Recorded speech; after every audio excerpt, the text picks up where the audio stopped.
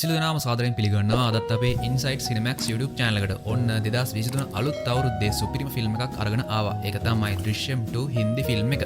එහෙම නැත්නම් ධර්ම යුද්ධයේ දෙවෙනි කොටස.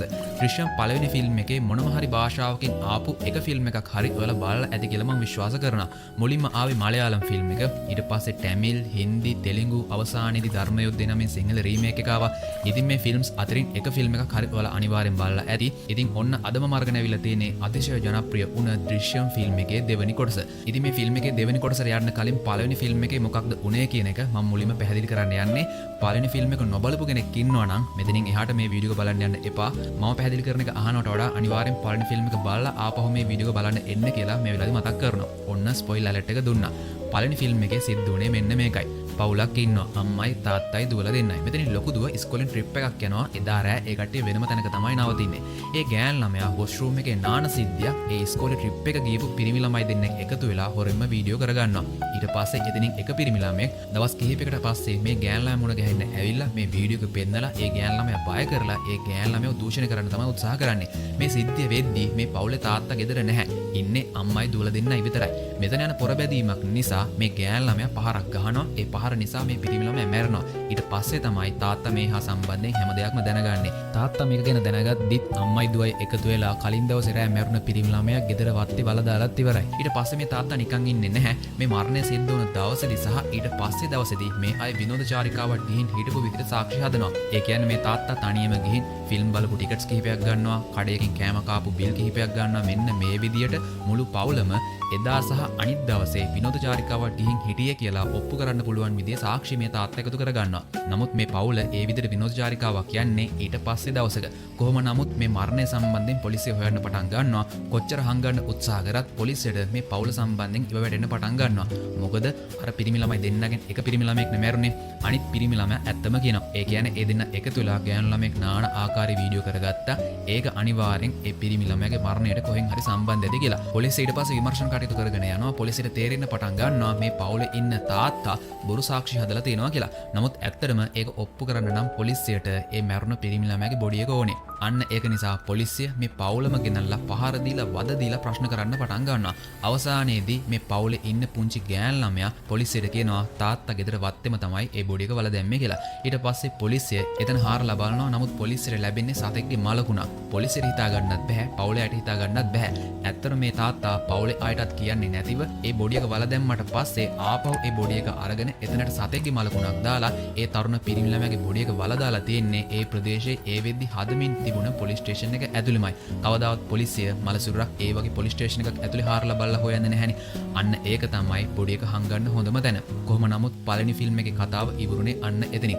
කතාව එතනින් ඉවරුණා කියලා ඇත්තටම අපි හිතුවට නමුත් කතාව හරියටම පටන් ගන්න එතනින්. මොකද මේ තාත්තා මොකක්ම හරි විදියකින් දුර පළාතක තියෙන කැලයක් වගේ තැනක ඒ තරුණ පිරිමි ළමයාගේ බොඩි එක වල දැම්මනම් පස්සේ මේ තාත්තට ගිහින් පුළුවන් කාටත් හොරෙන් බොඩි එකේ ඉතුරුන කොටස් ටික අරගෙන ඒ ටිකත් විනාශ කරලා සම්පූර්ණයෙන් මේ කේස් එක වහලා දාන්න.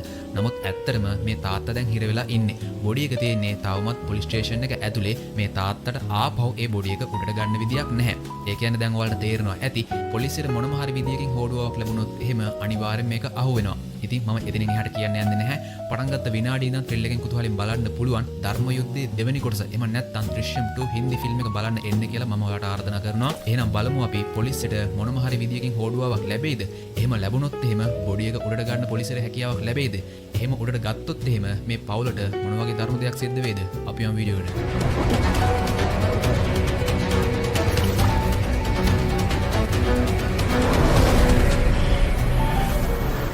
ඉතින් ෆිල්ම් එකේ කතාව පටන් ගන්න කලින් මතක් කරන්න කැමතියි ඒක තමයි දෘශ්‍යම් පළවෙනි ෆිල්ම් එක ඔයාලා හින්දි භාෂාවෙන් නැතුව වෙනත් භාෂාවකින් බලලා තියෙනවා නම් චරිතවල නම් ටික පැටලෙන්න ඉඩ තියෙනවා. අන්න ඒක නිසා මේ හින්දි ෆිල්ම් එකේ ප්‍රධාන චරිත ටික මම ඔයාලට මුලින්ම අඳුනලා දෙන්නම්. එතනින් පස්සේ ඔයාලට කතාව එක දිගට අහගෙන යන්න පුළුවන්. කිසිම තැනක් පැටලෙන්නේ නැහැ. ඉතින් මේ කතාවේ ප්‍රධාන චරිතය එහෙම නැත්නම් මේ පවුලේ තාත්තගේ නම තමයි විජය, අම්මගේ නම තමයි නන්දනි.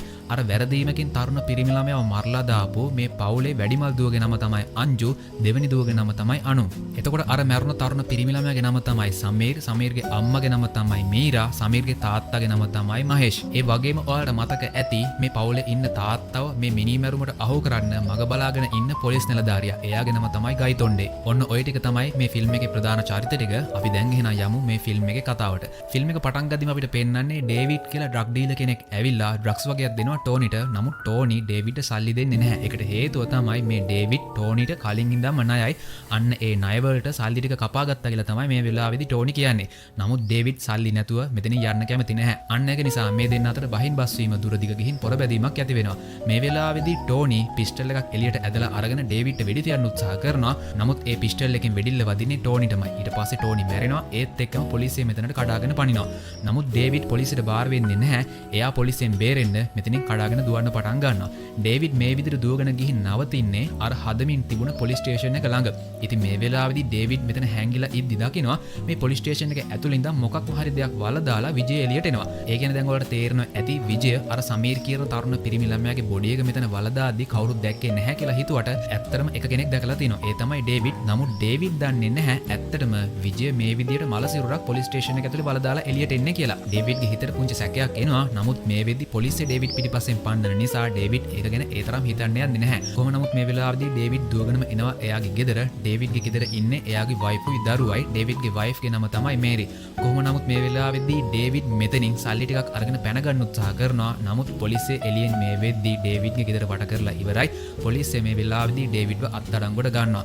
ඔන්නීට පස්සේ අපිට පෙන්නන්නේ අවුරුදු 7කට පස්සේ වෙන සිද්ධියක්. ඒ කියන්නේ අර සමීර් කියන තරුණ පිරිමි ළමයාගේ මරණය සිද්ධ වෙලා මේ වෙද්දී අවුරුදු 7යි. පොලිසියට මේ වෙනකන් සමීර්ගේ බොඩි එක හොයාගන්න වෙලා නැහැ. ඉතින් මේ වෙලාවේදී අපිට පෙන්නන්නේ විජය ඉන්නේ සිනමා ශාලාවක. ඇත්තටම මේ සිනමා ශාලාව විජයගේ. විජය කොහොමත් ෆිල්ම්ස් බලන්න ආස නිසා එයාගේ වියදමෙන්ම සිනමා ශාලාවක් දාලා තිනවා. ඔන්නීට පස්සේ අපිට පෙන්නනවා විජය එනවා ගෙදර. මේ වෙද්දී කිසිම ප්‍රශ්නයක් නැතුව මේ කට්ටිය සතුටින් ජීවත් වෙනවා. ඔන්නීට පස්සේ අපිට පෙන්නනවා පහුවෙනිදා මේ විජයගේ ගෙදරට එහා පැත්තේ ඉන්න ශිවා සහ ජෙනී කියන විවාහක යෝල රණ්ඩු වෙන්න පටන් ගන්නවා. ඇත්තටම ඒ ශිවා කියන්නේ අරක්කු බොන්න ඇබ්බැහි වුණ කෙනෙක්. ඒකට සල්ලි ඉල්ලලා තමයි මේ වෙලාවේදී ශිවා ජෙනී එක්ක රණ්ඩු වෙන්නේ. ඇත්තටම මේ ශිවා සහ ජෙනී කියන විවාහක යෝල ජීවත් වෙන්නේ විජයගේ ඉඩමෙම කොටසක. ඒකට හේතුව තමයි මීට කාලයකට කලින් විජය එයාගේ ඉඩමේ කොටසක් විකුණලා තිනවා. මොකද එයාට අර සිනමා ශාලාව ඕපන් කරන්න මුදලක් ඕනේ. ඒ වෙනුවෙන් එයාගේම ඉඩමේ කොටසක් විකුණලා තිනවා. ඒ ඉඩමේ කොටස අරගෙන තියෙන්නේ මෙන්න මේ ශිවා සහ ජෙනී කියන විවාහක යෝල. කොහොම නමුත් මේ වෙලාවේදී විජය සහ නන්දිනී මේ රණ්ඩුව බේරන්න එනවා. විජය ඊට පස්සේ ගිහින් ශිවාව පැත්තකට තල්ලු කරලා කියනවා ආපහු රණ්ඩු කළොත් එහෙම පොලිසියට ගිහින් කියනවා කියලා. ඒක ඇහුවට පස්සේ ශිවා විජයට කියනවා ඔව් පොලිසියත් එක්ක තමසේ සෑහෙන සිල්ලම් දාලා තිනවා කියලා අපි හැමෝම දන්නවා. මේ ගමේ ඔක්කොම කතා වෙන ඒ කතාව ඇත්ත. උඹ අර අහිංසක කොල්ලව මරලා දැම්මා කියලා මේ හැමෝම දන්නවා. උඹ නිකන් මට උපදෙස් දෙන්න හදන්න එපා කියලා. ඇත්තටම මේ වෙද්දී ඒ සිද්ධිය ගැන හැමෝම වගේ දන්නවා. ඔයාලට මතක ඇතිනේ පළවෙනි ෆිල්ම් එකේදී පොලිසිය පවා හොයාගත්තා විජය අලුතෙන් සාක්ෂි හදලා තිනවා. නමුත් ඒ විදියට හැම සාක්ෂියක්ම බොරු කියලා ඔප්පු කරගන්න පොලිසියට අවශ්‍ය වුණ ඒ සමීර්ගේ බොඩි එක හොයාගන්න බැරි වුණා. අන්න ඒක නිසා තමයි විජයගේ පවුලට බේරෙන්න හැකියාවක් ලැබුණේ. නමුත් මේ වෙද්දී මේ ප්‍රදේශයේ ඉන්න හැමෝම ඒ සිද්ධිය දන්නවා. ඒ මැරුණ සමීර්ගේ බොඩි එක තියෙන තැන ගැන විතරයි කිසිම කෙනෙක් දන්නේ නැත්තේ. විජය විතරයි මේ වෙද්දී දන්නේ ඒ බොඩි එක තියෙන්නේ පොලිස් ස්ටේෂන් එකට වලදාලා කියලා. කොහොම නමුත් මේ වෙලාවේදී විජය කිසිම දෙයක් කියන්න යන්නේ නැහැ.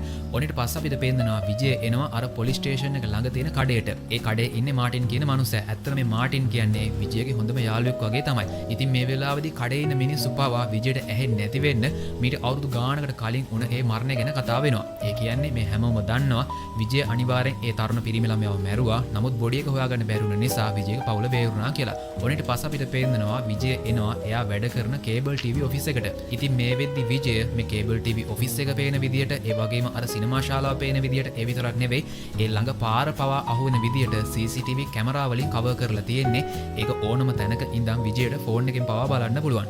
ඔන්නීට පස්සේ අපිට පේනවා විජය මේ වෙද්දි ඉන්නේ එයාගේ සිනමා ශාලාවේ ඔෆිස් එකේ. ඉතින් මේ අතරතුරේදී අර මැරුණ තරුණ පිරිමි ළමයාගේ තාත්තා එහෙම නැත්නම් සමීර්ගේ තාත්තා එනවා විජය මුණ ගැහෙන්න. එයාගේ නම තමයි මහේෂ්. මහේෂ් මේ වෙලාවේදී විජයට ඇවිල්ලා කියන්නේ විජය සමීර්ගේ අවසන් කටයුතු අපි කළා. නමුත් පූජකතුමා කිව්වා එයාගේ ආත්මය තවම නිදහස් වෙලා නැහැ. ඒකට සමීර්ගේ මල සිරුර ඕනේ. ඔයාට මාව විශ්වාස කරන්න පුළුවන්. කරුණා කරලා දැන්වත් සමීර්ගේ බොඩි එකවත් අපිට දෙන්න කියලා. නමුත් මේ වෙලාවේදී විජය ඒකට කැමති වෙන්නේ නැහැ. විජය මහේෂ්ට කියන්නේ සමා වෙන්න සර් මට ඒහා සම්බන්ධයෙන් කිසිම උදව්වක් කරන්න විදියක් නැහැ කියලා. ඉතින් මහේෂ්ටත් කරගන්න දෙයක් නැහැ. එයා ඊට පස්සේ මෙතනින් යන්න යනවා. ඔන්නීට පස්සේ අපිට පේනවා විජය එනවා මුරාද් අලි කියන ෆිල්ම් ස්ක්‍රිප්ට් ලියන කෙනාව මුණ ගැහෙන්න. ඒකට හේතුව තමයි විජය මේ වෙද්දී එයාගේම අදහසකට අනුව ෆිල්ම් එකක් හදන්න බලාපොරොත්තු වෙනවා. විජයගේ ඒ අදහසට අනුව ඒ ස්ක්‍රිප්ට් එක ලියන්නේ මේ මුරාද් අලි කියන කෙනා. තාමත් ස්ක්‍රිප්ට් එක ලියන ගමන් ඉන්නේ. කොහොම නමුත් මේ ෆිල්ම් එකේ හැම වැඩ කටයුත්තකටම වියදම් කරන්නේ විජය. ඒ කියන්නේ මේ ෆිල්ම් එකේ ප්‍රොඩියුසර් තමයි විජය කියන්නේ. ඉතින් මේ වෙලාවේදී විජය ඇවිල්ලා මුරාද් අලිට කියන්නේ සර් මේ ෆිල්ම් එකේ අවසානය ගැන මම ආපහු ටිකක් හිතලා බැලුවා. මේකේ අවසානය ටිකක් වෙනස් කරන්න ඕනේ. ඒක නිසා මම කියන විදිහට වෙනස් කරමුද කියලා. කොහොම නමුත් මුරාද් අලි ඒකට කැමති වෙනවා. ඉතින් ඇත්තටම විජය මේ වෙලාවේදී කරන්න යන ඒ ෆිල්ම් එකේ කතාව මොකක්ද? ඒකේ අවසානය මොකක්ද? අන්න ඒක ගැන අපිට දැම්ම දැනගන්න ලැබෙන්නේ නැහැ. අපි බලමු ඉස්සරහට ඒක ගැන අපිට මොනවා හරි මේ ෆිල්ම් එකෙන් දැනගන්න පුළුවන් වෙයිද කියලා. කොහොම නමුත් ඊට පස්සේ විජය එනවා ගෙදර. ඇත්තටම නන්දනි විජය මේ විදිහට ෆිල්ම් එකක් හදන්න යන වැඩේට කැමති නැහැ. මොකද ඒ වෙනුවෙන් මේ වෙද්දිත් විජය සෑහෙන ගණක් වියදම් කරලා තියෙන්නේ. නමුත් විජය නම් ඒක ගණන් ගන්නේ නැහැ. ඔනිට පස්සේ අපිට පෙන්නනවා පහවෙනිදා විජය එනවා සේවියෝ කියන මනුස්සයව හම්බ වෙන්න. මේ සේවියෝ කියන්නේ පල්ලියේ කනත්තේ වැඩ කරන මනුස්සයෙක්. ඉතින් මේ මනුස්සයා සෑහෙන අසරණයි. අන්න ඒක නිසා විජය නිතරම වගේ මේ මනුස්සයව හම්බ වෙන්න ඇවිල්ලා ඒ මනුස්සයාට පුළුවන් විදියට මුදල් වලින් උදව්වක් කරනවා. ඉතින් මේ වෙද්දි සේවියෝ සෑහෙන අසනීපෙන් ඉන්නේ. ළඟදී එයාගේ දුවගේ වෙඩින් එකක් තිබිලා තියෙනවා. ඒ දුවගේ වෙඩින් එකට විජයට එන්න බැරිුණ නිසා මේ වෙලාවේදී විජය ගිහින් සේවියෝගේ දුවට දෙන්න කියලා සල්ලි ටිකකුත් දෙනවා. ඔන්න මේ අතරතුරදී අපිට පෙන්නනවා මීට අවුරුදු 7කට කලින් පොලිසිය අත්අඩංගුවට ගත්ත අර ඩේවිඩ් කියන මනුස්සයා නිදහස් වෙනවා. ඔයාලට මතක ඇතිනේ විජය අර පොලිස් ස්ටේෂන් එක ඇතුලේ ඉඳන් එළියට එන සිද්ධිය මේ ඩේවිඩ් දැක්කා. නමුත් එදාම තමයි ඩේවිඩ් පොලිසියට අහු වුණේ. නමුත් ඔන්න මේ වෙලාවේදී තමයි ඩේවිඩ් නිදහස් වෙන්නේ. ඩේවිඩ් මේ වෙලාවේදී එනවා ගෙදර. ඩේවිඩ්ගේ පුතත් දැන් ටිකක් ලොකුයි. ඇත්තටම දැන් ඩේවිඩ්ගේ ගෙදර සෑහෙන ආර්ථික අපහසුතාව තියෙනවා. අන්න ඒක නිසා ඩේවිඩ් බලාපොරොත්තු වෙන්නේ කොහොම හරි ඉක්මනටම අලුතෙන් ජොබ් එකක් හොයාගන්න. ඔනිට පස්සේ අපිට පේනවා අර මරුණ තරුණ පිරිමි ළමයාගේ තාත්තා එහෙම නැත්නම් මහේෂ් ගිහින් මීරට කියනවා මීරා මම විජයව හම්බෙන්න ගියා. නමුත් කිසිම වැඩක් උනේ නැහැ. දැන් මේක සිද්ධ වෙලා අවුරුදු 7ක් ගත වෙලා අපේ පුතා අපිට නැති වුණා. ඒක වෙනුවෙන් දැන් කරන්න දෙයක් නැහැ. අපි ඉස්සරහට හිත හදාගෙන ජීවත් වෙන්න ඕනේ කියලා. නමුත් මීරා ඒකට කැමති නැහැ. ඇත්තටම මේ දෙන්නට හිටපු එකම පුතා තමයි සමීර් කියන්නේ. සමීර් ජීවිතුන් අතර නැහැ කියලා මේ දෙන්න දන්නවා. නමුත් සමීර්ගේ අවසන් කටයුතු කරන්න එයාගේ බොඩි එකවත් මේ අම්මටයි තාත්තටයි ලැබිලා නැහැ. අන්න ඒක නිසාම මීරා විජයගේ පවුලත් එක්ක සෑහෙන තරහින් ඉන්නේ. මීරා බලාපොරොත්තු වෙන්නේ කොහොම හරි සමීර්ගේ බොඩි එක හොයාගෙන විජයගේ පවුලටම දඬුවම් දෙන්න. ඔනිට පස්සේ අපිට පේනවා විජය මේ වෙද්දී කුමාර් කියන කෙනත් එක්ක ඩ්‍රින්ක් එකක් දාන ගමන් තමයි ඉන්නේ. මේ කුමාර් කියන්නේ ආරක්ෂක නිලධාරියෙක්. මේ කුමාර් බලාපොරොත්තුෙන් ඉන්නේ විජය හදන්න යන ෆිල්ම් එකේ එක චරිතයක් රඟපාන්න. කුමාර් කියන්නේ රඟපාන්න ගොඩක් කැමති කෙනෙක්. ඉතින් මේ වෙලාවේදී කුමාර් විජයගෙන් අහන්නේ දැන් මේ ෆිල්ම් එකේ ස්ක්‍රිප්ට් එක ලියන්නත් පටන් අරගෙන සෑහෙන කාලයක් වෙනවා. ෆිල්ම් එක හදන්නේ නැද්ද? පරක් වුණොත් එහෙම මේ අදහසෙන් වෙන ෆිල්ම් එකක් එන්නත් පුළුවන් කියලා. නමුත් මේ වෙලාවේදී විජය කුමාර්ට කියනවා බය වෙන්න එපා. මේ ෆිල්ම් එකේ කතාව පොතක් විදිහට එලි දක්වලා තියෙන්නේ. ඒක නිසා කතාව වෙන කාටවත් ගන්න බෑ. කතාවේ අයිතිය තියෙන්නේ මට කියලා. කොහොම නමුත් මේ වෙද්දි සෑහෙන රෑ වෙලා. අන්න ඒක නිසා විජය නන්දිනිට කෝල් එකක් දාලා කියනවා අද රෑට මට එන්න වෙන්නේ නැහැ. ඔයාලා තුන්දෙනා තනියම ඉන්න එපා. ජෙනීට කතා කරලා එයාව ගෙදර ගෙන්න ගන්න කියලා. ඊට පස්සේ විජය යනවා කුමාර් එක්කම එයා වැඩ කරන තැනට. එතන නිදාගෙන ඉඳලා පහුවෙනිදා ගෙදර එන අදහසින්. ඔන්න මේ අතරතුරේදී අපිට පේනවා ජෙනී මේ වෙද්දි නන්දිනිගේ ගෙදර ඇවිල්ලා. නන්දිනි එයාගේ ලොකු දුවට එහෙම නැත්නම් අංජුට මනාලෙක් බලන වැඩේ ජෙනීට බාර දීලා තිබුණේ. ඉතින් අංජුට හොඳ මනාලෙක් මේ වෙද්දි ජෙනී බලලා තියෙන්නේ. අන්න ඒක ගැන නන්දිනි ජෙනීගෙන් අහනවා. නමුත් මේ වෙලාවේදී ජෙනී කියන්නේ අක්කේ ඒක හරි ගියේ නැහැ. මනාලගේ පවුලේ කට්ටිය පස්සේ අකමැති වුණා කියලා. ඉතින් ඒකට හේතුව මොකක්ද කියලා ඇහුවට පස්සේ ජෙනී කියන්නේ නැහැ අක්කේ මේ ගමේ එක එක කට කතා යනවා. ඒක නිසා තමයි මේ මගුලේ වැඩේ හරි ගියේ නැත්තේ කියලා. ඊට පස්සේ නන්දිනි අහනවා මොනවද ඒ කට කතා කියලා. ඉතින් මේ වෙලාවේදී ජෙනී කියන්නේ නැහැ අක්කේ මීට අවුරුදු ගානකට කලින් ඒ වුණ සිද්ධිය ගැන තමයි මිනිස්සු එක එක කට කතා කියන්නේ. මිනිස්සු නම් කියන්නේ මේ මරුණු තරුණ පිරිමි ළමයා ගොඩක් හොඳ කෙනෙක්. එයා අංජු එක්ක එකට ඉන්න එක විජය දැක්කා. ඊට පස්සේ විජය ඇවිල්ලා ඒ තරුණ පිරිමි ළමයාට පහර දීලා මරලා දැම්මා. මෙන්න මේ වගේ කතා තමයි ගොඩක් කියන්නේ. ඒ කට කතා ටික මනාලගේ පවුලට ආරංචි වුණ නිසා තමයි ඒ කට්ටිය මේ විදිහට පස්ස ගැහුවේ කියලා. ඉතින් ඒක හැවුවට පස්සේ නන්දිනිට තරහ යනවා. නන්දිනි ඊට පස්සේ ජෙනීට කියනවා නැහැ ඒ තරුණ පිරිමි ළමයා සෑහෙන නරක කෙනෙක්. ඒක නිසා තමයි අංජු කියලා මේ වෙලාවේදී නන්දිනි කියන්න ගියප එක නතර කරනවා. මොකද විජය නන්දිනිට විතරක් නෙවෙයි දුවලා දෙන්නට පවා කියලා තියෙන්නේ ඒ සිද්ධිය ගැන කිසිම දෙයක් කිසිම කෙනෙක් එක කතා කරන්න යන්න එපා කියලා. අන්න ඒක නිසා තමයි නන්දිනි කියන්න ගියපු දේ නොකිය මේ වෙලාවේදී බොහොම අමාරුවෙන් කටවහ ගත්තේ. ඔනිට පස්සේ අපිට පේනවා පහුවෙනිදා අංජු දකින්නවා හදිස්සියම පොලිසියෙන් දැන් මේ ගෙදරට එනවා කියලා. ඒත් එක්කම අංජු බය වෙනවා. ඔයාලට මතක ඇතිනේ පළවෙනි ෆිල්ම් එකෙත් මේ අංජු පොලිසියට සෑහෙන බයයි. මොකද මිනිමරුමකට අහුවේ කියලා මේ කට්ටිය නිතරම බයෙන් හිටියේ. අන්න ඒ බය තවමත් අංජුගේ හිතේ තියෙනවා. අංජු මේ වෙලාවේදී ගෙදර ඇතුළට ඇවිල්ලා විජයට කියනවා තාත්තේ පොලිසියෙන් ගෙදරට එනවා කියලා. ඉතින් මේ වෙලාවේදී නන්දිනි විජයගෙන් අහන්න හදන්නේ ඇත්තටම අර මලසිරුර කොහෙද තියෙන්නේ කියලා කියලා. නමුත් ඒක අහන්නවත් විජය ඉඩ දෙන්නේ නැහැ. නන්දනී අහන්න හදන එකත් නතර කරනවා. ඊට පස්සේ විජය අංජුටම කියනවා ගිහින් පොලිසියත් එක්ක කතා කරන්න. ඔහොම බය වෙන්න එපා කියලා. ඊට පස්සේ අංජු ගිහින් පොලිසියත් එක්ක කතා කරනවා. ඇත්තටම පොලිසිය මෙතනට ඇවිල්ලා තියෙන්නේ වෙන හේතුවක් නිසා නෙවෙයි. අර ජෙනීට පහර දෙන එයාගේ සැමියාට එහෙම නැත්නම් ශිවාට අවවාද කරන්න. ඒක ගැන තවත් විස්තර අහගන්නත් එක්ක තමයි පොලිසිය මේ ගෙදරට ඇවිල්ලා තියෙන්නේ. කොහොම නමුත් ඊට පස්සේ විජය සහ නන්දනිත් එතනට යනවා. පොලිසිය ඊට පස්සේ ශිවාව ගෙන්නලා එයාට අවවාද කරලා මෙතනින් යන්න යනවා. ඔන්නට පස්සේ අපිට පේනවා එදා රෑ වෙන සිද්ධියක්. අංජු දකිනවා එයාගේ ගෙදර වත්ත ආපහු ඇවිල්ලා පොලිසිය හාරලා බලනවා. ඇත්තටම මේක සිද්ධ වෙන දෙයක් නෙවෙයි. අංජු දකින හේනයක්. මීට අවුරුදු 7කට කලින් මුහුණ දුන්න ඒ සිද්ධිය නිසා අංජු තවමත් ආතතියෙන් ඉන්නේ. අන්න ඒක නිසා මේ වෙලාවේදී අංජුට එකපාරටම ෂොක් එකක් ඇති වෙනවා. ඉතින් මේ වෙලාවේදී නන්දනී සහ විජය සෑහෙන බය වෙනවා. ඊට පස්සේ මේ කට්ටිය ડોක්ටර්ට කතා කරනවා. ડોක්ටර් ඊට පස්සේ මෙතනට ඇවිල්ලා අංජුව පරීක්ෂා කරලා බලලා කියන්නේ එයාට තියෙන මානසික ආතතිය නිසා තමයි මේ විදිහට ප්‍රශ්නයක් ඇති වෙලා තියෙන්නේ. ටිකක් විවේක ගත්තට පස්සේ මේක හරියයි කියලා. ඔන්නට පස්සේ අපිට පේනවා පහුවෙනිදා අර ඩේවිඩ් කියන මනුස්සයා එනවා මාටින්ගේ කඩේට. ඩේවිඩ් මේ විදි ජොබ් එකක් හොයනවා. ඒක ගැන මාටින්ට කිව්වට පස්සේ මාටින් දකිනවා ඔන්න විජයත් දැන් මේ කඩේට එනවා. මාටින් ඊට පස්සේ ඩේවිඩ්ට කියනවා විජය එක්ක කතා කරන්න. අනිවාර්යෙන් එයා ඔයාට ජොබ් එකක් හොයලා දෙයි කියලා. ඩේවිඩ් ඊට පස්සේ විජය එක්ක කතා කරනවා. විජය මේ වෙලාවේදී ඩේවිඩ්ට කියන්නේ මම ළඟ නම් වේකන්සි මොකුත් නැහැ. මොකක් හරි ආවොත් එහෙම මම ඔයාට දැනුම් දෙන්නම් කියලා. ඇත්තටම ඩේවිඩ් මීට අවුරුදු 7කට කලින් දැකපු දේ ගැන ඒ තරම් ගාණක් නැහැ.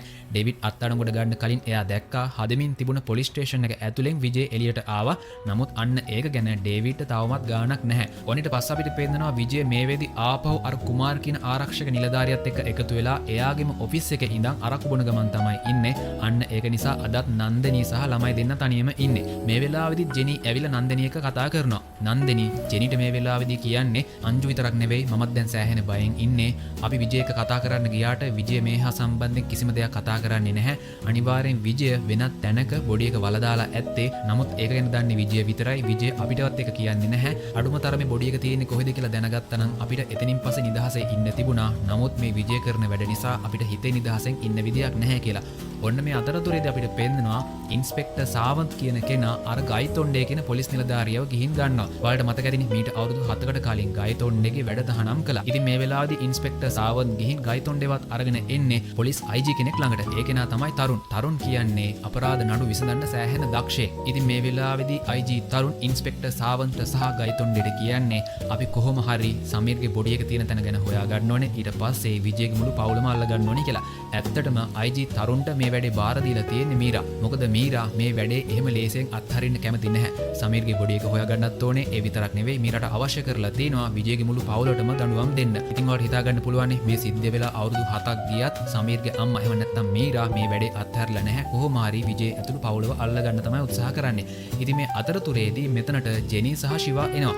ඇත්තටම මේ දෙන්න විවාහක යෝලක් තමයි. නමුත් නිකම්ම විවාහක යෝලක් නෙවෙයි. මේ දෙන්න රහස් පොලිසිය. ඔයාලට මතකද මම කිව්වා විජයට අර සිනමා ශාලාව වෙනුවෙන් සල්ලි අවශ්‍ය නිසා එයාගේ ඉඩමෙන් කොටසක් විකුණුවා. අන්න ඒක ගැන ඒ දවස්වල මීරා දැනගෙන තියෙනවා. මීරාට පස්සේ එයාගේ වියදමෙන් ඒ ඉඩමේ කොටස අරගෙන දීලා තියෙන්නේ මේ ජෙනී සහ ශිවාට. ඒ කියන්නේ ජෙනී සහ ශිවා අවුරුදු ගානක ඉඳන් විජයගේ පවුල ළඟ ඉඳන්ම ඒ කට්ටිය ගැන ඔත්තු බලන එක තමයි කරලා තියෙන්නේ. ඒ විතරක් නෙවෙයි මේ කට්ටිය මේ වෙද්දි විජයගේ ගෙදර ඇතුලේ කතා කරන හැම දෙයක්ම අහන්න පුළුවන් විදිහේ ඩිවයිසස් කිහිපයක්ම ගෙදර ඇතුලේ හංගලා තියෙන්නේ. ඒක ගැන විජේවත් පවුලේ කිසිම කෙනෙක්වත් දන්නේ නැහැ. ඉතින් මේ වෙලාවේදී ජෙනී සහ ශිවා කියන්නේ ඇත්තටම විජේ ඒ හා සම්බන්ධයෙන් කිසිම දෙයක් පවුලේ කට්ටියත් එක්ක කතා කරන්න යන්නේ නැහැ. ඒක නිසා මේ වෙනකන් පරීක්ෂණ කටයුතු කරගෙන ගියත් සමීර්ගේ බොඩි එක තියෙන තැන ගැන අපිට තාමත් හොඩුවාවක් ලැබුණේ නැහැ කියලා. ඒ විතරක් නෙවෙයි මේ වෙලාවේදී ජෙනී අවසාන වතාවට නන්දනී එක්ක කතා කරපු හැම දෙයක්ම පවා රෙකෝඩ් කරලා තියෙන ෆෝන් එකෙන්. අන්න ඒකත් මෙතන ඉන්න පිරිසට අහන්න සලස්වනවා. ඉතින් ඒකෙදි කතා කරපු දේවල් ඔයාලට මතක ඇති. නන්දනී ඒ වෙලාවේදී කිව්වේ විජය කොහොම හරි බොඩි එක මාරු කරලා තියෙනවා. නමුත් ඒක ගැන දන්නේ විජය විතරයි. විජය එහා සම්බන්ධයෙන් කිසිම දෙයක් කතා කරන්න යන්නෙත් නැහැ. ඇහුවට උත්තර දෙන්නෙත් නැහැ කියලා. ඉතින් මේ වෙලාවේදී IG තරුණ කියන්නේ ඒ බොඩි එක තියෙන තැන ගැන අපි අනිවාර්යෙන් දැනගන්න ඕනේ. කිසිම කෙනෙක් දැක්කේ නැහැ කියලා හිතුවට සමහර විට විජය එදා ඇත්තටම ගියපු තැන ගැන කවුරුම හරි දැකලා ඇති. අපි ඒක නව හොයාගන්න ඕනේ කියලා. ඉතින් දැන් ඔයාලට මතක ඇති මීට අවුරුදු 7කට කලින් ඩේවිඩ් විජය අර පොලිස් ස්ටේෂන් එක ඇතුලේ ඉඳන් මිනිහ වලදාලා එන හැටි දැක්කා. නමුත් ඩේවිඩ් දන්නේ නැහැ විජය ඒ විදියට ඇතුලේ මිනිහක් වලදාලා තමයි එළියට ආවේ කියලා. ඔන්නට පස්සේ අපිට පේනවා පහවෙනිදා IG තරුණ ඉන්ස්පෙක්ටර් සාවන්ත් සහ ගයිතොණ්ඩේ එකතු වෙලා මේ කේස් එක ගැන කතා කරනවා. ඉතින් මේ වෙද්දි IG තරුණ එයා දන්න හැම විස්තරයකටම අනුව නිගමනයකට ඇවිල්ලා තිනවා. ඔයාලට මතක ඇති පළවෙනි ෆිල්ම් එකේදී අර සමීර් කියන තරුණ පිරිමි ළමයා මේ විජයගේ ගෙවල් ළඟට ආවේ එයාගේ වාහනේ. ඒ තරුණ පිරිමි ළමයා මරලා දැම්මට පස්සේ ඒ වාහනේ ඉතුරු වුණා. ඊට පස්සේ විජය ඒ වාහනේ දුර ප්‍රදේශයක තියෙන ජලාශයක ගිල්ලුවා. ඒ විතරක් නෙවෙයි විජය නිකම්ම ආවේ නැහැ. එයා සහ පවුලේ අය අර විනෝද චාරිකාව ගියපු බවට ඔප්පු කරන්න පුළුවන් විදිහේ හැම සාක්ෂියක්ම හදාගෙන ආවේ. එයාගේ මුළු පවුලටම හරියන්න බස් එකක ටිකට් 4ක් ගත්තා. ඒ විතරක් නෙමෙයි ෆිල්ම් එකක් බලන්න ගිහින් එතනත් ටිකට් 4ක් ගත්තා. ඒ වගේම කෑම කඩේක 4 දෙනෙක් ආපු බිලකුත් අරගෙන තමයි විජය ගෙදර ආවේ. විජය ගෙදර ඇවිල්ලා නිකන් හිටියේ නැහැ. ගෙදර වත්තේ ඒ වෙද්දි බලදාලා තිබුණ සමීර්ගේ බොඩි එක එදා ඔක්කොම නිදාගත්තට පස්සේ වෙන තැනක බලදාලා තිනවා. ඒක නිසානේ පොලිසියට එතනින් බොඩි එක හොයාගන්න බැරි වුණේ. ඉතින් මේ වෙලාවේදී IG තරුන් කියන්නේ විජය ඒ බොඩි එක එතනින් අරගෙන වෙනත් තැනක බලදාපු සිද්ධිය පවුලේ කට්ටිය දන්නේ නැහැ. කියන්නේ අනිවාර්යෙන් විජය ඒ වැඩේ කරන්න ඇත්තේ එදා පාන්දර.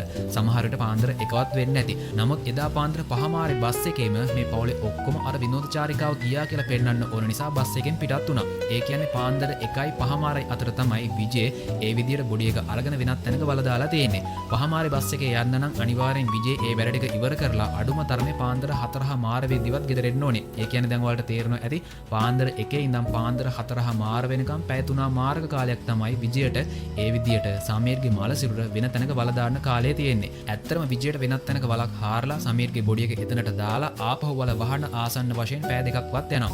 පැය 3:00 කාලයෙන් පැය 2ක් අයින් කරාට පස්සේ පැය 1:00 කාලයක් තියෙනවා. ඒ පැය 1:00 කාලය තමයි විජයට ඒ තැනට යන්නයි එන්නයි ගත වුණ කාලය. ඒ කියන්නේ ආසන්න වශයෙන් විජයට විනාඩි 45ක කාලයක් වගේ තමයි ඒ තැනට යන්න ගත වෙලා තියෙන්නේ. ඉතින් මේ වෙලාවේදී IG තරුන් කියන්නේ අපි ආපහු ඒ ප්‍රදේශයේ ඉන්න හැම කෙනෙක්ගෙම ප්‍රශ්න කරන්න ඕනේ විජය ගියපු හරිම පාර දැනගත්තොත් එහෙම බොඩි එක තියෙන්නේ කොහෙද කියලා අපිට හොයාගන්න පුළුවන්. මේක ගැන මිනිස්සුන්ට දැනුම් දෙන්න හරිම තොරතුරක් දෙන කෙනාට ලක්ෂ 50ක මුදලක් දෙනවා කියලා. ඊට පස්සේ මේ අය මිනිස්සුන්ගේ ප්‍රශ්න අහන්න පටන් ගන්නවා. ඇත්තටම මේක අවුරුදු 7කට කලින් වුණ සිද්ධියක්. ඒක නිසා මිනිස්සුන්ට සමහර දේවල් මතකත් නැහැ. ඒ විතරක් නෙවෙයි සමහර මිනිස්සු ඇත්තටම විජය ඒ දවසේදී දැකලත් නැහැ. නමුත් මේ කට්ටිය ප්‍රශ්න කරගෙන යද්දි එක මිනිහෙක්ව හම්බ වෙනවා. ඒ මිනිහයාගේ දුවට හදිස්සියෙම පාන්දර අසනීප වුණ නිසා ඒ මිනිහයා ෆාමසියට ගිහින් තිනවා. ඒ මිනිහයා ෆාමසියට ගිහින් එන අතරතුරේදී දැකලා තිනවා පාන්දර 4:00 විතර විජය එයාගේ ජීප් එකෙන් ගෙදරට එනවා. ඒ කියන්නේ IG තරුන් හිතපු දේ හරි 4:00 විතර එහෙනම් විජය සමීර්ගේ බොඩි එක වෙනත් තැනක වල දාලා එන ගමන් ඉදි තමයි එහෙනම් මේ කෙනා දැකලා තියෙන්නේ. ඉතින් මේ මිනිහයා කියපු දෙයට අනුව විජය ඒ විදිහට ඇවිල්ලා තියෙන්නේ එයාගේ කේබල් TV ඔෆිස් එකට යන්න තියෙන ෂෝට් කට් එකක් තියෙන පාරකින්. ඒ ෂෝට් කට් එක තියෙන පාර ගැන ඊට පස්සේ පොලිසිය හොයලා බලනවා. ඉතින් මේ වෙලාවේදී පොලිසියට තේරෙනවා ඒ පාරේ දේවස්ථානයක සුසාන භූමියක් තියෙනවා. බොඩි එකක් වල දාන්න හොඳම තැනක්නේ සුසාන භූමියක් කියන්නේ. අන්න ඒක නිසා පොලිසිය මේ වෙලාවේදී හිතන්නේ සමහර විට විජය එහෙනම් ඒ සුසාන භූමියේ ඒ බොඩි එක වල දාලා තියනවා වෙන්න පුළුවන් කියලා. ඇත්තටම පොලිසිය දන්නේ නැහැ තවම විජය සමීර්ගේ බොඩි එක වල දාලා තියෙන්නේ පොලිසිය ඇතුළෙමයි කියලා. නමුත් දැන් මේ සුසාන භූමියේ මේ බොඩි එක තියෙනවද නැද්ද කියලා පරීක්ෂා කරලා බලන්න යද්දි පොලිසියට ප්‍රශ්නයක් එනවා. ඒක තමයි ඇත්තටම මේක සුසාන භූමියක්නේ. සුසාන භූමියක් කියන්නේ ඩෙඩ් බොඩිස් ගොඩක් තියෙනවා. කොහෙන් හැරුවත් අනිවාර්යෙන් ඩෙඩ් බොඩි එකක් හම්බ වෙනවා. ඒ හැම ඩෙඩ් බොඩි එකම මේ කටට පරීක්ෂා කරලා බලන්න සෑහෙන කාලයක් ගත වෙනවා. අනිත් එක තමයි සුසාන භූමියක් ඒ විදිහට හාරලා බොඩිස් එළියට ගද්දී අනිවාර්යෙන් ගමේ මිනිස්සුන්ගෙන් සෑහෙන ලොකු ප්‍රශ්නයක් එනවා. ඒ විතරක් නෙවෙයි පොලිසිය හරියටම දන්නේ නැහැ සුසාන භූමියේද ඒ බොඩි එක තියෙන්නේ කියලා. ඉතින් ඇත්තටම ඒ වගේ සැකයක් තියාගෙන මේ වගේ සුසාන භූමියක් හාරන්න යන්න බෑ කියලා පොලිසියට තේරෙනවා. අන්න ඒක නිසා IG තරුන් මේ වෙලාවේදී එයාගේ අදහසක් ක්‍රියාත්මක කරනවා. IG තරුන් යනවා විජයගේ ගෙදරට. විජය මේ වෙද්දී නැහැ. නන්දනී සහ දුවලා දෙන්න විතරයි ඉන්නේ. IG තරුන් මෙතනට ගිහින් මේ පවුල කට්ටියව බය කරනවා. තව ටික වෙලාවයි තියෙන්නේ අනිවාර්යෙන් අපි තමුසලව අල්ල ගන්නවා කියලා. ඊට පස්සේ IG තරුන් එතනින් එනවා. IG තරුන් එළියට එනවත් එක්කම ජෙනී කලබලෙන් වගේ ගිහින් නන්දනීට කියනවා අයියෝ නන්දනී පොලිසියට මොකක් හරි සැකයක් ඇවිල්ලා තියෙනවා දේවස්ථානයේ සුසාන භූමිය ගැන. ඒ කට්ටිය දැන් එතන හාරන්න යන්නේ කියලා. ඉතින් ඒක ඇහුවට පස්සේ නන්දනී බය වෙනවා. මොකද නන්දනී දන්නේ නැහැ විජය පොලිසිය තමයි බොඩි එක වල දාලා තියෙන්නේ කියලා. ඉතින් ජෙනී මේ වෙලාවේදී නන්දනීට කියන්නේ ඉක්මනටම විජයට කතා කරන්න කියලා. ඊට පස්සේ නන්දනී මේක ගැන විජයට කෝල් එකක් අරගෙන කියනවා. විජය ඊට පස්සේ ඉක්මනටම එනවා ගෙදර. විජය කාමරේ ඇතුළට ගිහින් නන්දනී එක කතා කරනවා. ඉතින් මේ වෙලාවේදී නන්දනී විජයට කියන්නේ පොලිසියට සැකයක් ඇවිල්ලා තියෙනවා සුසාන භූමිය ගැන. ඒ කට්ටිය එතන හාරන්න යන්නේ ඇත්තටම ඩෙඩ් බොඩි එක තියෙන්නේ එතනද කියලා. නමුත් මේ වෙලාවේදීවත් විජය කිසිම දෙයක් නන්දනීට කියන්නේ නැහැ. විජය නන්දනීට කියන්නේ අපි මැරෙනකම්ම පොලිසිය අපි පස්සෙන් පන්නයි. නමුත් ඔයා කිසිම දෙයකට බය වෙන්න එපා කියලා. ඉතින් ඒක ඇහුවට පස්සේ නන්දනීට තේරෙනවා එහෙනම් විජය සුසාන භූමියේ නෙවෙයි වෙන්න ඇති බොඩි එක වල දාලා තියෙන්නේ කියලා. නමුත් අමතක කරන්න එපා මේ කට්ටිය කතා කරන හැම දෙයක්ම අහන්න පුළුවන් විදිහේ ඩිවයිසස් කිහිපයක්ම මේ ගෙදර තුල හංගලා තියෙන නිසා පොලිසිය දුර ඉඳන් මේ හැම දෙයක්ම අහගෙන ඉන්නේ. ඔයාලට දැන් තේරෙනවද IG තරුන්ගේ අදහස මොකක්ද කියලා? ඒ අයට දැනගන්න අවශ්‍ය වුණා ඇත්තටම විජේ සුසාන භූමියේද සමීර්ගේ බොඩි එක වල දාලා තියෙන්නේ කියලා. අන්න ඒක නිසා තමයි මුලින්ම IG තරුන් ඇවිල්ලා පවුල බය කරේ. ඊට පස්සේ ජෙනී ගිහින් බය කරා සුසාන භූමිය දැන් පොලිසියෙන් පරීක්ෂා කරන්න හදන්නේ. ඉතින් ඒකට බය වෙලා නන්දිනී විජය එක කතා කරනවා. විජය මේ වෙලාවේදී කිසිම දෙයකට බය වෙන්න එපා කියපු නිසා පොලිසියට තේරෙනවා එහෙනම් විජය සමීර්ගේ බොඩි එක සුසාන භූමියේ නෙවෙයි බල දාලා තියෙන්නේ කියලා. දැන් පොලිසියට එහෙම නිකම්ම ගිහින් සුසාන භූමිය හාරලා බලන්න අවශ්‍යතාවයක් නැහැ. ඔනිට පස්සේ පහෝනිදා විජේ එනවා පොලිස් ස්ටේෂන් එකට. ඉතින් මේ පොලිස් ස්ටේෂන් එකේ මෙන්න මේ කාමර ඇතුළෙම තමයි සමීර්ගේ බොඩි එක වලදාලා තියෙන්නේ. කොහොම නමුත් විජේ මේ වෙලාවේදී ඇවිල්ලා පැමිණිල්ලක් දානවා. විමර්ශන කටයුතු ඉවරුණත් ආපහු පොලිස් නිලධාරීන් ඇවිල්ලා එයාගේ පවුලේ කට්ටියට කරදර කරනවා කියලා. ඒ අතරතුරේදී වුණ අපිට පේන්නනවා අර ඩේවිඩ් කියන මනුස්සයා.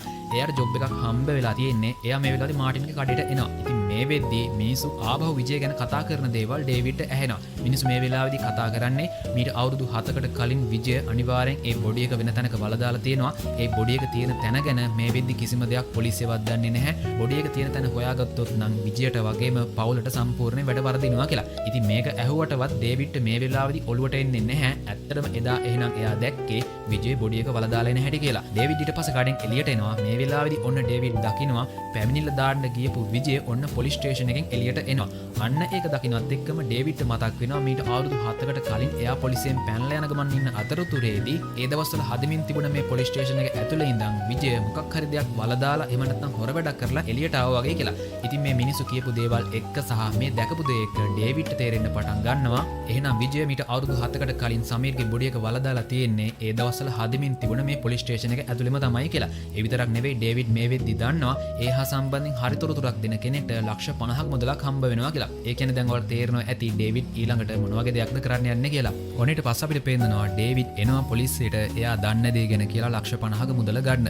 නමුත් ඩේවිඩ් මෙතනට ඇවිල්ලා එයා දන්න දේ මුලින්ම කියන්නේ නැහැ. සල්ලි ටික හම්බ වෙනකන් ඉන්නවා. කොහොම නමුත් ඊට පස්සේ පොලිසිය මුදල් නෝට්ටු වලින්ම ලක්ෂ 50ක මුදලක් ගෙනල්ලා ඩේවිඩ්ට බාර දෙනවා. ඊට පස්සේ තමයි ඩේවිඩ් කියන්නේ මීට අවුරුදු 7කට කලින් මමත් මිනිහක් මැරුවා. ඒකට බය වෙලා පොලිසියෙන් පැනලා යන ගමන් ඉන්න අතරතුරේදී හදමින් තිබුණ පොලිස් ස්ටේෂන් එක ඇතුළේ ඉඳන් විජය එළියට එනවා දැක්කා. අනිවාර්යෙන් විජය එහෙනම් ඒ බොඩි එක පොලිස් ස්ටේෂන් එක ඇතුළේ තමයි වලදාලා ඇත්තේ කියලා. ඉතින් මේක අහපු ගමන්ම IG තරුන්ට තේරෙනවා ඩේවිඩ් කියන දේ හරියටම හරි වෙන්න ඕනේ. මොකද විජය සෑහෙන කොන්ෆිඩන්ස් එකේ හිටියේ බොඩි එක හොයාගන්න වෙන්නේ නැහැ කියලා. ඉතින් ඒකෙන්ම තේරෙනවා එහෙනම් අනිවාර්යෙන් විජය පොලිස් ස්ටේෂන් එක ඇතුළෙම තමයි බොඩි එක වලදාලා ඇත්තේ කියලා. ඔන්න ඊට පස්සේ අපිට පේන්නනවා මේ අය පොලිස් ස්ටේෂන් එක හාරන්න අවසර ගන්නවා. ඊට පස්සේ පාන්දරම මේ අය කම්කරුවන් පිරිසක් අරගෙන ඇවිල්ලා මේ වැඩේ පටන් ගන්නවා. පටන් ගන්න කලින් මේ කට්ටිය මුළු පොලිස් ස්ටේෂන් එකම කවර් කරනවා. ඉතින් මේ වෙලාවේදී IG තරුන් පැහැදිලි කරන්නේ එතන තිබිලා බොඩි එක හොයාගත්තොත් එහෙම අනිවාර්යෙන් ෆොරන්සික් එක අස්ති කොටස් ටික අරගෙන යනවා. දවස් දෙකකින් තමයි අපිට DNA රිපෝට් එක එන්නේ කියලා. ඔන්න මේ අතරතුරේදී අපිට පේන්නනවා මේ හාරන කම්කරුවන්ට එළියටවත් යන්න ඉඩ දෙන්නේ නැතුව දිගටම වැඩේ කරගෙන යනවා. මේ කම්කරුවන්ට විතරක් නෙවෙයි ඩේවිඩ්ටවත් එළියට යන්න දෙන්නේ නැහැ. ඩේවිඩ් පවා මේ වෙද්දි හිර කරගෙන ගයිතොන්ඩේ තමයි මෙතන හැම වැඩක්ම හැන්ඩල් කරන්නේ. කොහොම නමුත් මේ කට්ටිය හාරගෙන යද්දී ඔන්න මේ හාරපු තැන තිබිලා මිනිස් අස්ති කොටස් කිහිපයක් මේ කට්ටිය දකිනවා. ඔන්න මේ අතරතුරේදී අපිට පේනවා විජය එයාගේ CCTV කැමරා පරීක්ෂා කරලා බලද්දී එයා දකිනවා පොලිසිය ළඟ වාහන නතර කරලා තිනවා. විතරක් නෙවෙයි පොලිසිය කවර් කරලා තිනවා. විජයට මේක දැක්කට පස්සේ සැකයක් ඇති වෙනවා. විජය ඊට පස්සේ එයාගේ කේබල් TV ඔෆිස් එකේ වැඩ කරන ජෝසෙට කෝල් එකක් දාලා අහනවා පොලිසිය ළඟ මිනිස්සු ගොඩක් පිරලා ඉන්නවා මොකක්ද වෙන්නේ කියලා. ඉතින් මේ වෙලාවේදී ජෝසෙ කියන්නේ පොලිසිය ඇතුලේ මොකක් හරි වැඩක් යනවා මිනිස්සු හාරනවා වගේ කියලා. ඒත් එක්කම විජයට තේරෙන්න පටන් ගන්නවා එහෙනම් මේ වෙද්දී හැම දෙයක්ම මාට්ටු වෙලා තියෙන්නේ කියලා. ඊට පස්සේ විජය එයාගේ පවුලේ කට්ටියට කියනවා ඇතුළට වෙලාම ඉන්න කාත් එක්කත් කතා කරන්න යන්න එපා මම ඉක්මනටම එන්නම් කියලා. ඉතින් මේ අතරතුරේදී අපිට පේනවා පොලිසියෙන් හොයාගත්ත ඒ අස්ති කොටස් ෆොරන්සික් එකෙන් ඇවිල්ලා එකතු කර ගන්නවා. ඒ කට්ටිය දැන් ඒකේ DNA ටෙස්ට් එකක් ගන්න අරගෙන යන්න හදන්නේ. ඔන්න ඒ අතරතුරේදී විජය එනවා එයාගේ සිනමා ශාලාවට. විජය මෙතනට ඇවිල්ලා CCTV පරීක්ෂා කරලා බලනවා. ඉක්මනටම විජය දකිනවා ෆොරන්සික් එකකින් ඇවිල්ලා සාක්ෂි ඔක්කොම ටික දැන් මෙතනින් අරගෙන යනවා කියලා. ඒ කියන්නේ දැන් විජයගේ සෙල්ලම් ටික ඉවරයි. විජය මේ වෙලාවේදී සෑහෙන බය වෙනවා. ඔන්නට පස්සේ අපිට පේනවා මීරා සහ මහේෂ් එනවා තරුන්ව මුණ ගැහෙන්න. මේ වෙද්දි මීඩියා එකටත් මේ හා සම්බන්ධයෙන් තොරතුරු ලැබිලා තියෙන්නේ. මොකද මීට අවුරුදු 7කට කලින් මුළු රටම කතා වුණ කේස් එකක් තමයි මේක. අන්න ඒක නිසා මීඩියා එකෙන් ඇවිල්ලා මීරා සහ මහේෂ්ගෙන් ප්‍රශ්න කරනවා. නමුත් මේ දෙන්නා කිසිම දෙයක් කියන්නේ නැහැ. මීරා සහ මහේෂ් ඊට පස්සේ එනවා තරුන්ව මුණ ගැහෙන්න. මේ වෙද්දි රස පරීක්ෂක වාර්තාව හම්බ වෙලා තියෙන්නේ. ඒ කියන්නේ හොයාගත්ත අස්ති කොටස් වල බේසික් ඩීටේල්ස් ටික දැනගන්න පුළුවන්. ඉතින් මේ අස්ති කොටස් වලට අනුව මැරිලා තියෙන්නේ අවුරුදු 15ත් 20ත් අතර තරුණ පිරිමි කෙනෙක්. ඒ විතරක් නෙවෙයි එයා මැරිලා තියෙන්නේ හිස් කබලේ ඉරිතැලීමක් නිසා. ඉතින් මේක හදිවට තේරෙන්න ඇතිනේ ඒ ඩෙඩ් බොඩි එක ඇත්තටම සමීර්ගේ බේසික් ඩීටේල්ස් ටික තමයි ඒ රස පරීක්ෂක වාර්තාවෙන් ඇවිල්ලා තියෙන්නේ.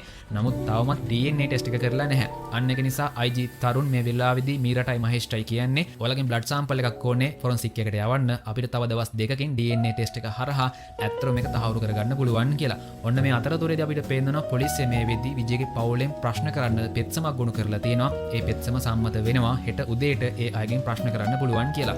ඔන්නට පස්ස අපිට පෙන්වනවා පහවෙනිදා විජයගේ මුළු පවුලම අරගෙන ඇවිල්ලා දැන් ප්‍රශ්න කරන්න හදන්නේ. ඉතින් මේ වෙලාවෙදිත් මේ කට්ටිය අර කලින් සිද්ධියම තමයි කියන්නේ. ඒ කියන්නේ මේ මිනිමැරුම සිද්ධ වුණ දවසේදී ඒ කට්ටිය ගෙදර හිටියේ නැහැ. විනෝදචාරිකාවට ගිහින් හිටියේ මේ කිසිම දෙයක් ගැන ඒ කට්ටිය දන්නේත් නැහැ කියලා. නමුත් මේ වෙලාවේදී IG තරුණ විජයට කියන්නේ විජය දැන් බොරු කියන එක නතර කරන්න. මෙන්න මේ ෆොටෝ එකේ ඉන්න ඩේවිඩ් කියන කෙනා මීට අවුරුදු 7කට කලින් මිනිමැරුමක් කරලා පැනලා යන ගමන් ඉන්න අතරතුරේදී හදමින් තිබුණු පොලිස් ස්ටේෂන් එකේ ඇතුලේ ඉඳන් ඔයා එළියට එන සිද්ධිය ඇහින් දැක්ක කියලා අපිට ප්‍රකාශයක් දීලා තියෙනවා. ඒක නිසා දැන්වත් ඇත්ත පිළිගන්නේ කියලා. ඉතින් මේ අතරතුරේදී මීරත් මෙතනට එනවා. ඉතින් මේ වෙලාවේදී තමයි විජයගේ පවුල දකින්නේ ජෙනී සහ ශිවා. පොලිස් නිලධාරියන් දුමෙන්ම තමයි මේ කට්ටිය ඉන්නේ. ඒක දැක්කට පස්සේ විජයගේ පවුලේ කට්ටියට තේරෙනවා මෙච්චර කාලයක් එහෙනම් ඒ කට්ටිය දිහා මේ විදිහට රහස් පොලිසියෙන් පවා අවධානයෙන් ඉඳලා තියෙන්නේ කියලා. කොහොම නමුත් මේ වෙලාවේදී ජෙනී අර අවසාන වතාවට නන්දිනී එක්ක කතා කරපු දේවල් ඇතුළත් රෙකෝඩ් එක ප්ලේ කරලා පෙන්නනවා. ඒ රෙකෝඩ් එකේ හොඳින්ම සඳහන් වෙලා තියෙනවා නන්දිනී ජෙනීට කියනවා අනිවාර්යෙන් විජය බොඩි එක මාරු කරලා තියෙනවා. නමුත් එයා ඒක ගැන කතා කරන්නේ නැහැ. අපි ඇහුවට උත්තර දෙන්නෙත් නැහැ කියලා. ඉතින් මේ වෙලාවේදී විජයට සෑහෙන අවුල්. මොකද විජය හොඳින්ම කියලා තිබුණේ මේ සිද්ධිය ගැන කාත් එක්කවත් කතා කරන්න යන්න එපා කියලා. නමුත් නන්දිනී ඒක ගැන හිතන්නේ නැතුව ජෙනී එක්ක හැම දෙයක්ම කතා කරලා දැන් ඇත්තටම කරන්න දෙයක් නැහැ. ඔනිට පස්ස අපිට පේනවා IG තරුණ විජයව වෙනම එක්කගෙන ගිහින් එයාගෙන් ප්‍රශ්න කරනවා. ඒ අතරතුරේදී ගයිතොණ්ඩේ විජයගේ වයිෆ් සහ දුවලා දෙන්නට පහර දෙන්න පටන් ගන්නවා. ඉතින් මේ පහර දීම යන අතරතුරේදී අංජුට අර කලින් හැදුනා වගේම ෂොක් එකක් ඇති වෙනවා. ඉතින් මේ සිද්ධිය විජයට තවදුරටත් බලාගෙන ඉන්න බෑ. විජය ඊට පස්සේ මේ හැම දෙයක්ම පාපොච්චාරණය කරන්න පටන් ගන්නවා. ඉතින් මේ හැම දෙයක්ම මේ වෙලාවේදී විජයට පාපොච්චාරණය කරන්න සිද්ධ වෙන්නේ කැමරාවක් ඉස්සරහා ඒ හැම දෙයක්ම රෙකෝඩ් කරනවා. ඉතින් මේ වෙලාවේදී විජය කියන්නේ මීට අවුරුදු 7කට කලින් මම කේබල් ටීවී ඔෆිස් එකේ ඉඳන් ආපහු එද්දි කවුරු හරි හොරෙන් මගේ ගෙදර ඇතුළට ඇතුල් වෙන්න උත්සාහ කරනවා මම දැක්කා. ඊට පස්සේ මම පිටිපස්සෙන් ගිහින් ඒ කෙනාව නතර කරන්න ඕන නිසා පොල්ලකින් ගැහුවා. නමුත් ඒ පහරෙන් ඒ තරුණ පිරිමි ළමයා මැරුණා. මුලින්ම මම බොඩි එක වල දැම්මේ ගෙදර වත්තේ ඇතුළෙමයි.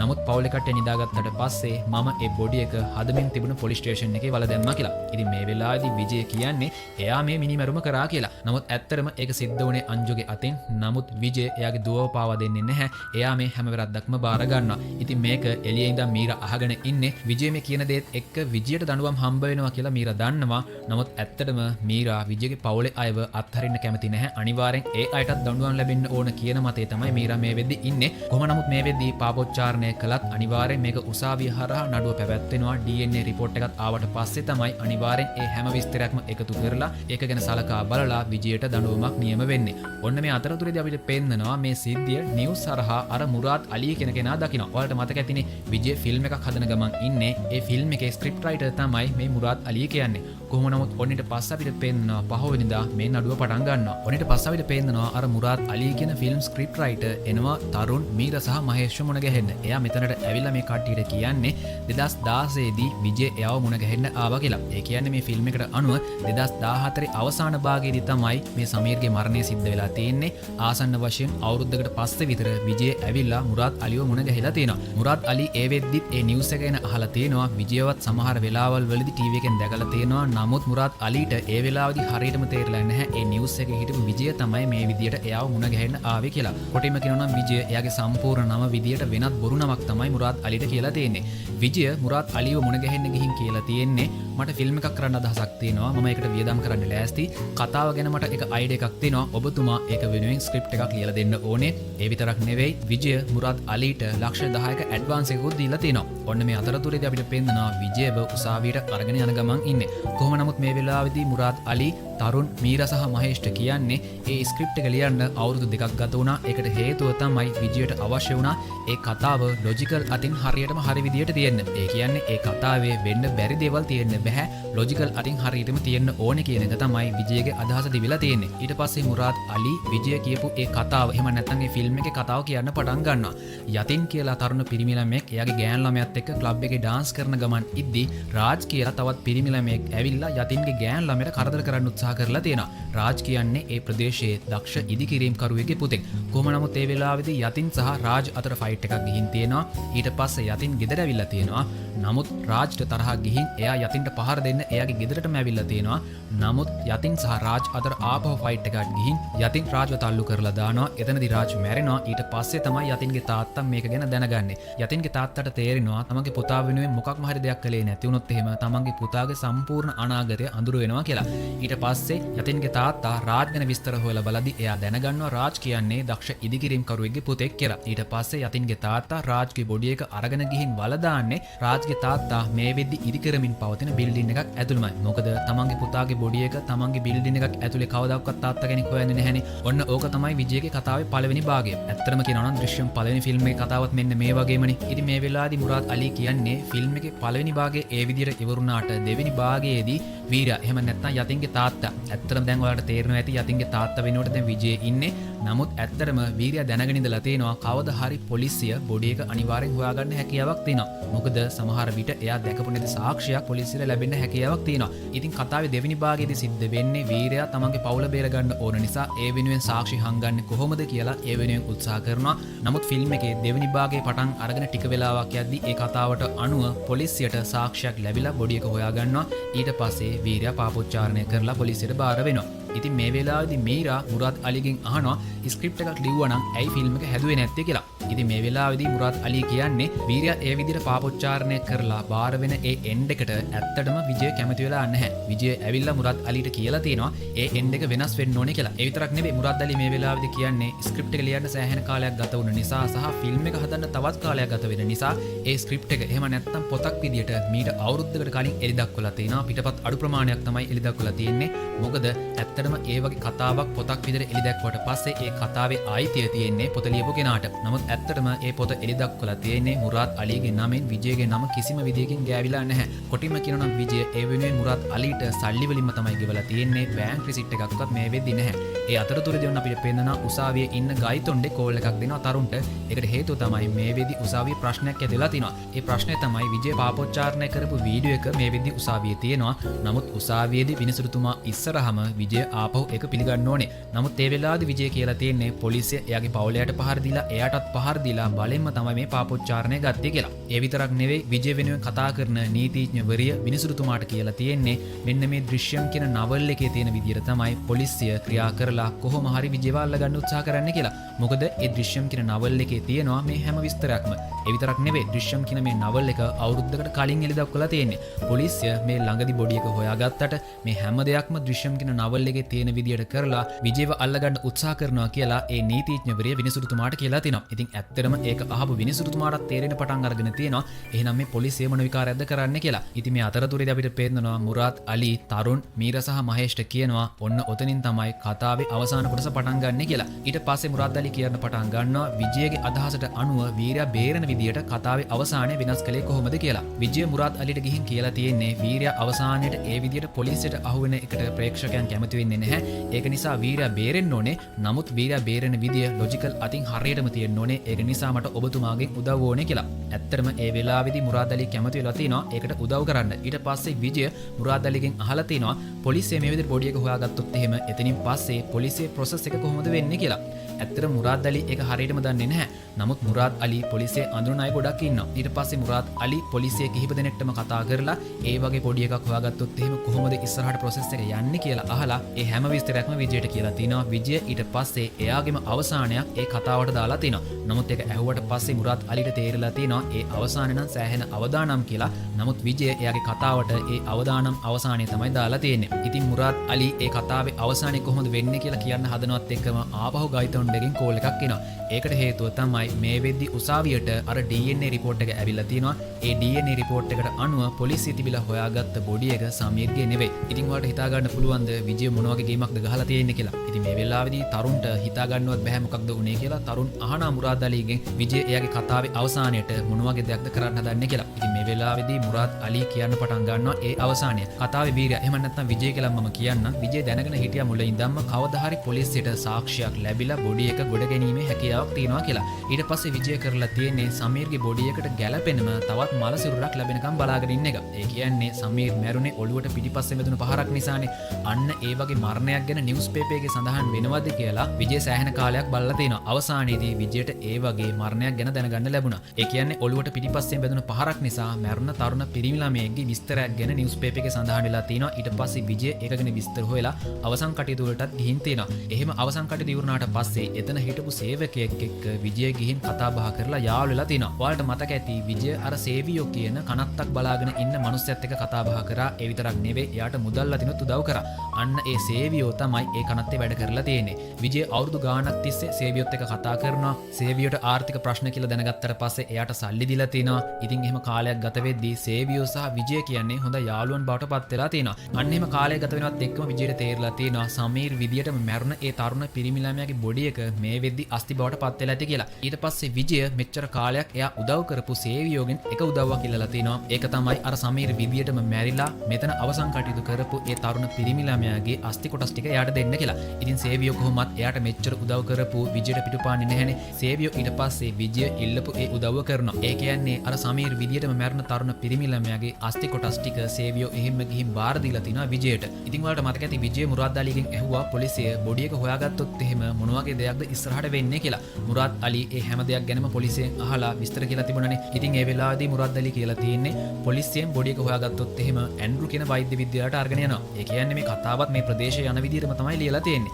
ඉතින් ඊට පස්සේ මුරාද් අලි කියලා තියෙනවා බොඩි එක හොයාගත්තට පස්සේ ඇන්ඩ්‍රු කියන වෛද්‍ය විද්‍යාලයට අරගෙන යනවා. එතනින් තමයි අධිකරණ වෛද්‍ය විශේෂඥයන් එකතු වෙලා බොඩි එකේ රස පරීක්ෂණය එහෙම නැත්නම් ඒ අස්ථි වලට අනුව බේසික් ඩීටේල්ස් ටික ගන්නෙ. වයස, ලිංග භේදය, මරණයට හේතුව අන්න ඒ දේවල් ටික එතනින් ගන්නවා. ඒ දේවල් ටික ඉවරනාට පස්සේ තමයි අස්ථි කොටස් ටික ෆොරන්සික් ඩිපාර්ට්මන්ට් එකට අරගෙන යන්නේ DNA ටෙස්ට් එකක් කරන්න. ඉතින් මේ හැම දෙයක්ම මුරාද් අලි හොයලා විජයට කියලා තිනවා. ඔයාලට මතක ඇති විජය නිතරම වගේ අර කුමාර් කියලා ආරක්ෂක නිලධාරියෙක් එක්ක ඩ්‍රින්ක්ස් ගත්තා. එයාව යාළුවෙක් කරගෙන හිටියා. අන්න ඒ කුමාර් කියන්නේ ඇත්තටම ෆොරන්සික් ඩිපාර්ට්මන්ට් එකේ ආරක්ෂක නිලධාරියා. විජය කුමාර් දිහා බලාගෙන ඉඳලා එයාත් එක්ක එකට ඩ්‍රින්ක්ස් අරගෙන එයාවත් යාළුවෙක් කරගෙන තිනවා. මේ දෙන්න අවුරුදු ගාණක් තිස්සේ ආශ්‍රය කරලා තිනවා. ඉතින් එහෙම ආශ්‍රය කරන්න පටන් ගද්දිම විජයට තේරලා තියෙනවා කුමාර් චිත්‍රපටයක රඟපාන්න කැමති. ඇත්තටම ඒ වෙද්දිත් විජය ෆිල්ම් එකක් වෙනුවෙන් වැඩ කරගෙන හිටියේ. මේ හැම දෙයක්ම ප්ලෑන් කරන්න ඕන නිසා අන්න ඒ ප්ලෑන් එකට අනුව විජය ඊට පස්සේ කුමාර්ට කියලා තියෙනවා මම ෆිල්ම් එකක් හදන්න ඉන්නේ. ඒකේ චරිතයක් අනිවාර්යෙන් ඔයාට දෙන්නම් කියලා. අන්න ඒක නිසාම මේ දෙන්න හොඳ යාළුවන් බවට පත් වෙලා තියෙනවා.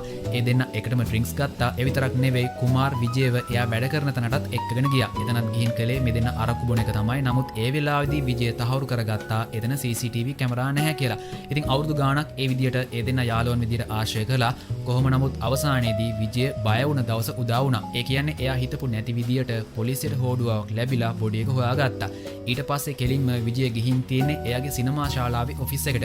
ඒ ඔෆිස් රූම් එකේ තියෙන CCTV ඕෆ් කරලා ඉක්මනටම විජය කරලා තියෙන්නේ එතන යට හංගලා තිබුණ සමීර්ගේ බොඩි එකට ගැලපෙන අර තරුණ පිරිමි ළමයාගේ අස්ථි කොටස් තියෙන බෑග් එක එළියට ගන්න එක. ඊට පස්සේ විජය කරලා තියෙන්නේ ඒ අස්ථි කොටස් තියෙන බෑග් එකත් අරගෙන ෆොරන්සික් එකේ වාහන ටික යනකම් බලාගෙන ඉන්න එක. ඇත්තටම දැන් ෆොරන්සික් එකෙන් දැන් සමීර්ගේ අස්ථි කොටස් ටික අරගෙන යන්නේ ෆොරන්සික් ඩිපාර්ට්මන්ට් එකනේ. එතන දැන් විජයගේ හොඳම යාළුවෙක් ඉන්නවා. ඒ තමයි කුමාර්. ඊට පස්සේ විජය කුමාර්ට කෝල් එකක් දාලා කියලා තියෙනවා අද ඩ්‍රින්ක් එකක් දාන්න ඔයා ඉන්න තැනට මම එන්නම් කියලා. ඊට පස්සේ විජය එදා රෑ කුමාර් වැඩ කරන තැනට ගිහින් එයාත් එක්ක ඩ්‍රින්ක් එකක් දාලා තියෙනවා. නමුත් ඒ දවසේදී නම් අරක්කු බීලා තියෙන්නේ කුමාර් විතරයි. විජය අරක්කු බීලා නැහැ.